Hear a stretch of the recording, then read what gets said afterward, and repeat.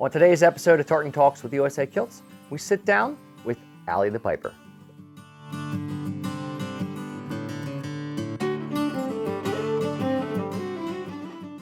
It's been a while since we've seen you. You are a very, very busy lady. How have you been? I've been doing well, yeah. I haven't seen you in 6 months or so, something maybe more. Yeah. Time is not real, but it is definitely nice to be back. I've been doing well. How have you guys been? We're plugging along, can't complain. Good. No complaining allowed. Now, obviously you're a musician, Mm-hmm. but a lot of things go into the essentially the small business that you are. So, outside of the actual music itself, take me through like a day or a month in the life of Allie the Piper. What do you do? I'm glad you prefaced a day or a month because no day looks the same. Some days are very boring and low key, and they include me sitting on the couch for most of the day on my email or on my social platforms trying to weed through inquiries and comments and requests and things like that. Those are the boring days that nobody cares about, but they're important as well. And then we have the days like this past weekend I was at a gig, and it was 2 12-hour days full of performances on and off stage, doing meet and greets, merchandise, meeting with fans, and obviously performing the shows. And so those are the two contrasts, but in between I have a lot of different hats that I have to wear. For my social media, I am my own audio engineer. I have to mix everything, record everything. I'm my own editor, so I had to learn video editing to be able to do all of this. So I still do all of my own editing, and I do all of my own posting, and I still manage my email. I still manage my content. I don't have a social media manager who posts for me. So everything I do is still very, very hands-on. I do have some help, but it's still managed by me. I don't ever want to become the kind of artist who is detached from the image that I put out. So it takes a lot of time, it takes a lot of energy, but it's worth it to be able to have my brand still be me and not just something manufactured. For all the different hats that you wear. Yeah. What part, like, let's say, like, whether you're looking at, analytics on social media videos, whether it's the editing of the videos, whether it's editing of your music, whether it's contacting and navigating the world of like putting together the gigs and that kind of thing, what part was the most difficult or challenging for you to kind of internalize? Well, all of what I do is very foreign to who I was 5 years ago.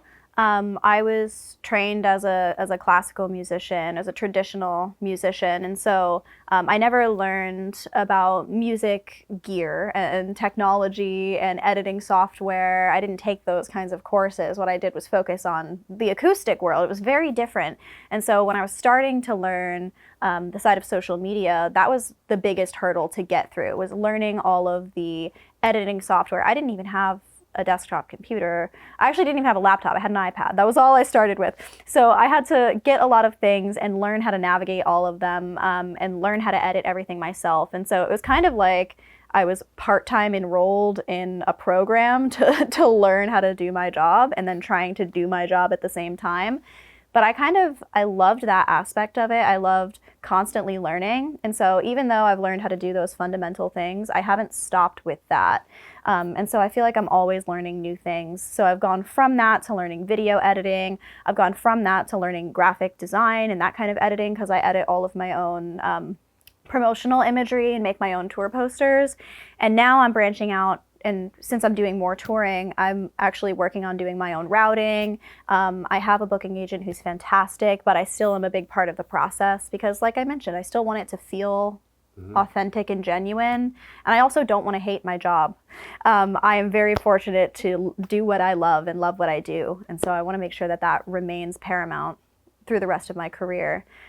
So that's, I think, the biggest challenge right now is learning all of the insides and outsides of event booking, venue stuff, contracts. It's a learning process. Every time I go to a different show, I learn that my contract needs to be changed. And I think that's probably a never-ending battle, but it's very interesting to kind of be stepping outside of the social media world into the live performing world as my predominant job, and to see what kind of changes and challenges come with that. So obviously you're very active on social media. You have 2.4 million on TikTok, a million on IG, and it just crossed the million mark on Facebook. So congratulations on that. Thank you.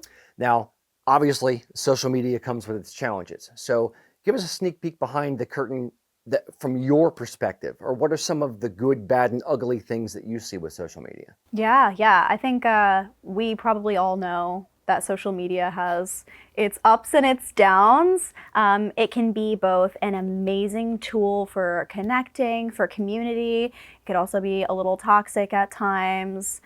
Keyboard warriors, you know what I mean? People who are just so brave behind their keyboards and screens at home. But I want to start with the good, and then I'll get into some of the challenges and some of the silver linings, I suppose. But the good is just that, I wouldn't be doing anything that I'm doing today. I literally have the ability to live my dream because of social media. I never thought that this would be part of what I do. I'm a very, I'm a social person, but I've never been an internet social media person. That was never my goal. That was never my intention. It was never the kind of attention I was seeking, I suppose. I loved social media for connecting with my friends. And so when I started posting, it was never the intention for people to see it, people outside of that sphere. And I saw that it was an opportunity and I ran with it. And as we discussed, I learned to evolve to accommodate for it. But it wasn't something I ever planned for. And there's so much beauty that has come out of it. So many amazing connections with people who have appreciated what I do, which is just what I love. And so I never thought it could have that impact on people, especially during COVID and during the pandemic when we were all isolated. So many people have told me that it was a way for them to feel connected to the things that they love, to heritage, the people who missed going to festivals and connecting with their heritage in that way. They got to have a little piece of that at home by watching me just exist and have fun with my music every day. And so that's a very special thing that I get to carry with me. And I feel like we built such a bond over the years of being this social community that I get to live in almost every day now while I'm touring and performing for people. So you can't escape the good. However, there are some things. The internet, it sucks. It does. There are so many terrible people in the world who try to just ruin it for the rest of us. I think my biggest challenge right now is fake accounts and AI and people who are trying to scam and kind of get involved in my community and disrupt my community and take advantage of it. It's not something that I exclusively deal with. A lot of people deal with it, but I have thousands and thousands of fake profiles on all of the platforms that you just mentioned who try to sell exclusive tickets, lifelong passes to my concerts for hundreds and hundreds of dollars. And people have fallen for it and people buy them because some of them are convincing. There are fake IDs of mine floating around on the internet. A lot of people are concerned for me because of it. And the worst is that the internet, you can kind of hate that bad part of the internet, but it lives in its virtual pocket. Mm-hmm. But it really is seeping into real life. I've had people come through my merchandise lines and come to talk to me and be very excited to be meeting me because they think they've been talking to me online. And they think I have gifts backstage waiting for them because they purchased them from somebody who isn't me. I've had people make fake accounts of my family members, my friends. There are pictures of me as a kid on the internet that I haven't posted, that they've pulled from family members' private Facebooks. I just can't even fathom the kind of motivations that these people have. They're so determined. And it's just really devastating to hear some of the stories of the vulnerable people who've been taken advantage of. And it's all using my name and my face. And so that is an extreme challenge. And I try weekly, maybe more, to post warnings, hey, don't fall for these kinds of things. I'm not on these apps.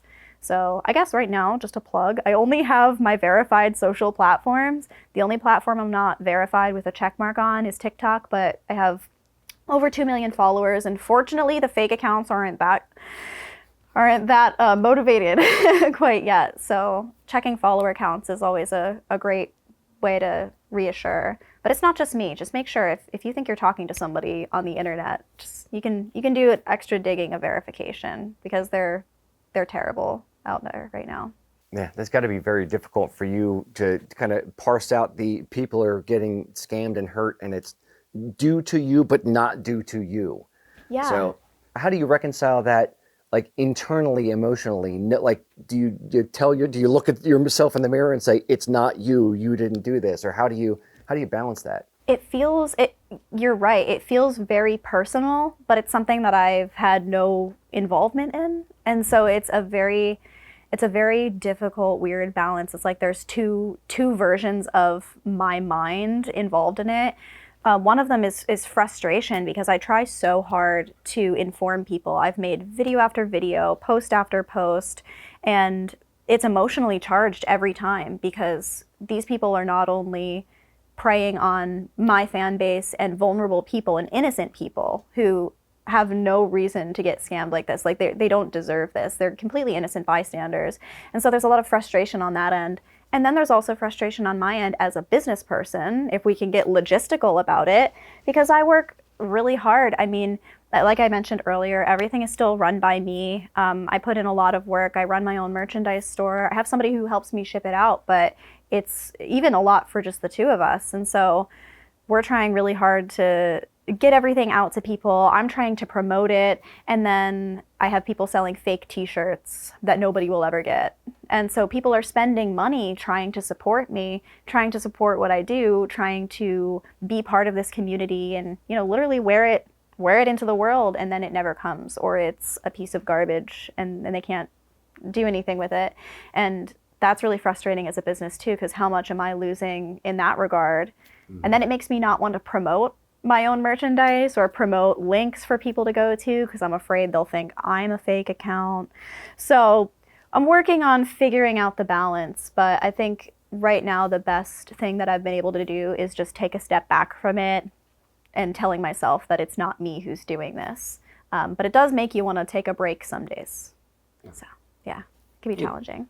In life, all we can do is control what we do in our interactions in the world. So yeah. My theory is on those kind of things, just put more positivity, more positive things out there, and hopefully it kind of waters down the negative things that are unfortunately out there as well. Yeah, of course. Yeah, I wish the biggest problem I used to have was people thinking I was faking the bagpipes.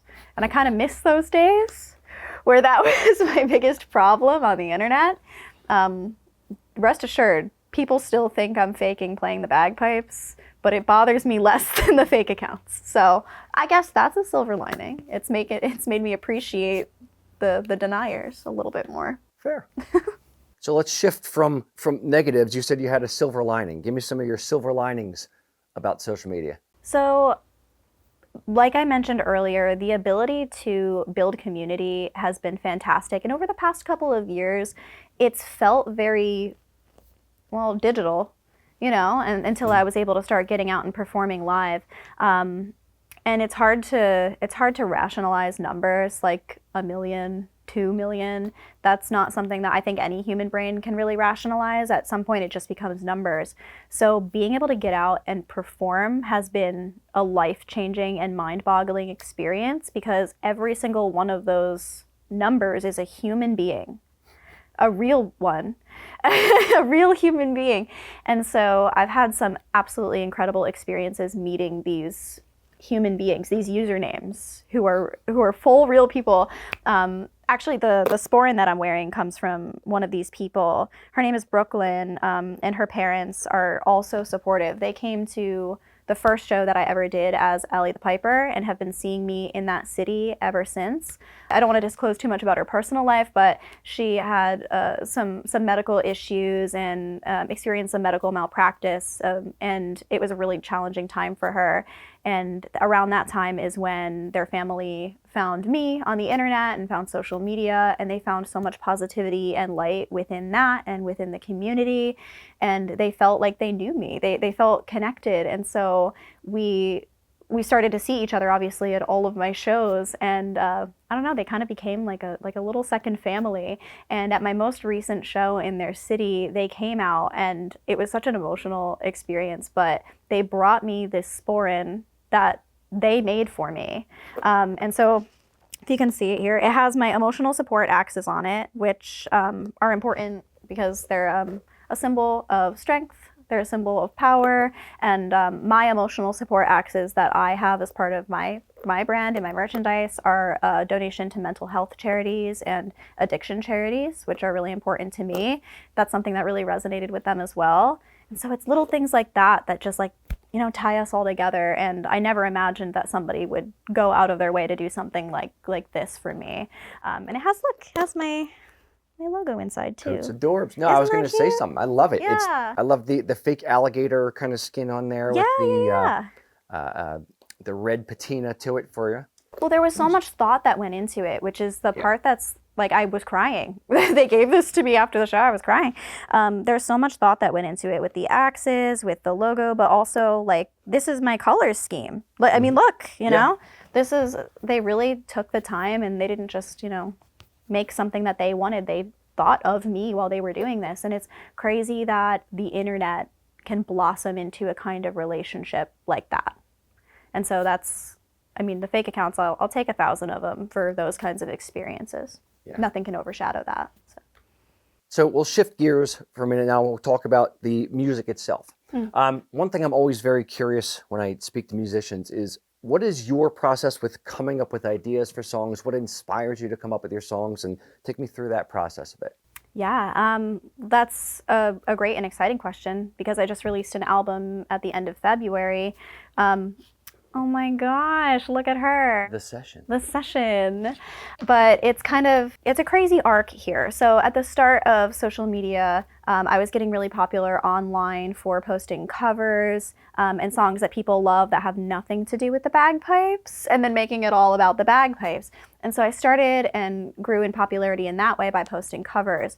But I've always loved writing. I've always loved playing traditional tunes, non-traditional tunes. And so I wanted my artistry side of everything that I do to reflect that. And so the covers still happen. We still have the crazy trains of things. But when I put this album together, I wanted it to be almost all original music. And so I got to really have the true artist experience of writing an album front to back, which I haven't been able to do before. A lot of my other albums that I've released were an amalgamation of singles, or, you know, just a little collection, less than an album. But this one is all its own entity, and that was really special. There is one cover on it, and then there's a traditional style tune, The Pumpkin's Fancy, one of my favorites. But the rest are originals, and this experience was so different from writing my own tunes in the past, in the sense that they kind of just wrote themselves. I can take very little credit. It was a magical experience. So Dom, who you'll meet later, he wrote a lot of the rhythm section, or all of the rhythm section for this album. So the guitar, the drums, and the bass. And then I wrote all of the top lining, which is the melody. And then we worked together to create a lot of the shaping, the form, and the things of that nature, because I'm useless with rhythm. So thank you. Get support where you need it, you know?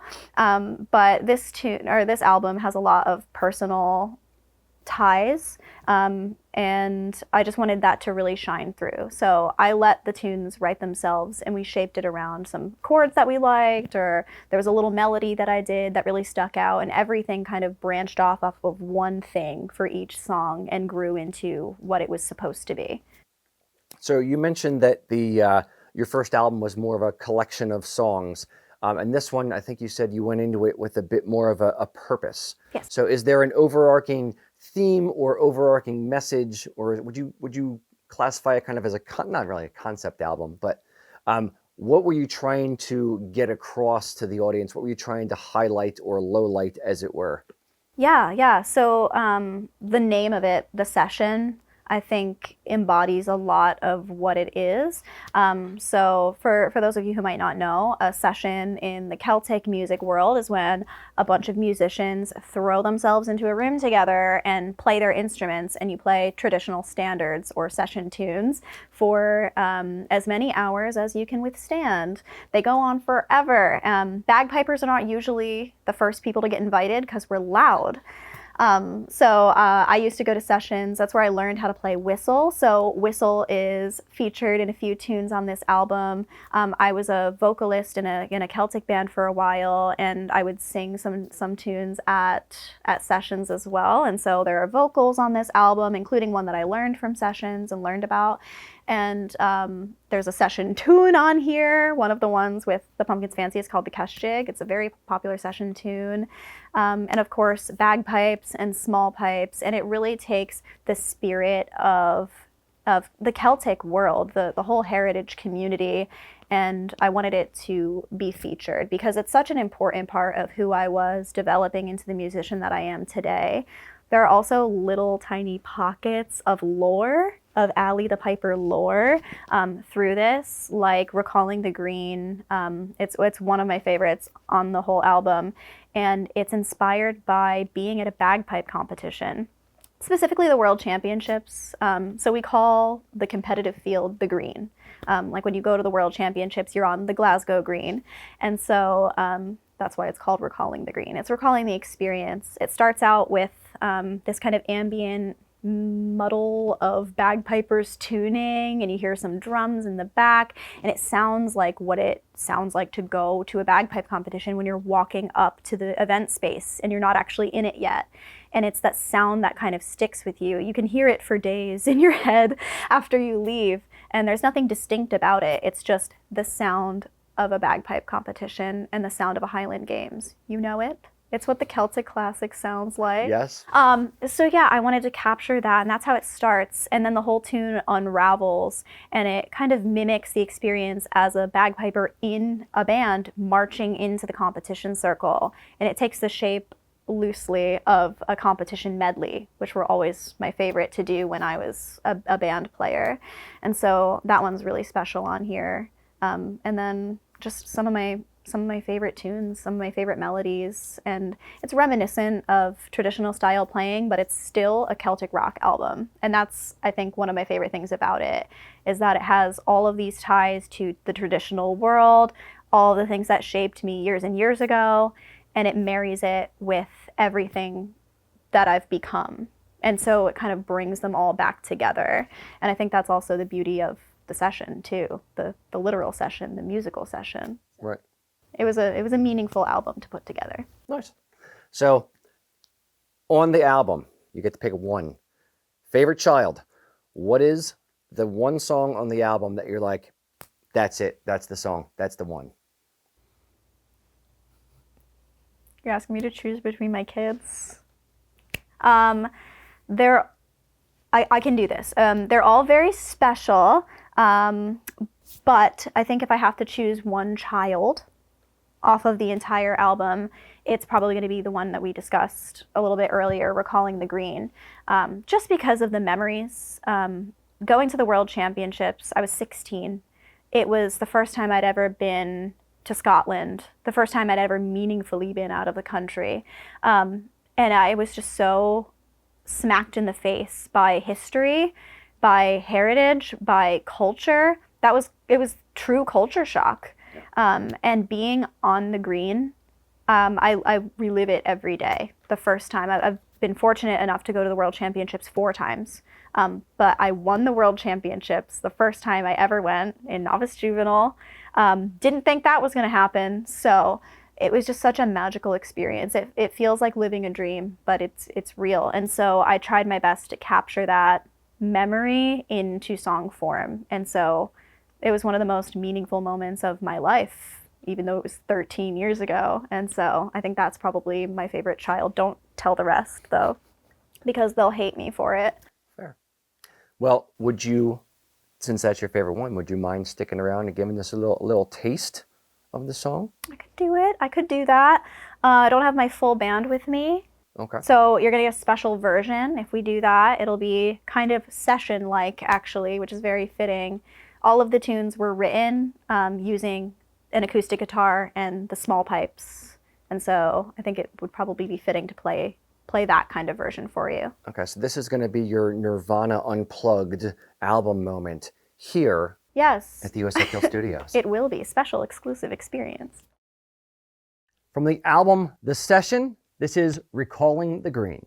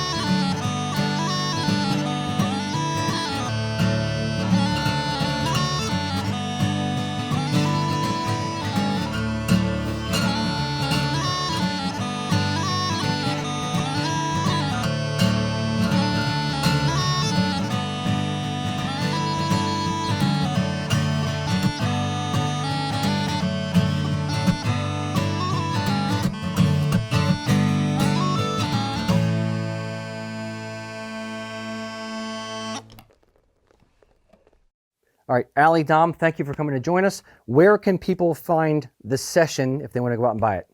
You've got two options. You can either come to one of my shows or you can head to my website, piperalley.com.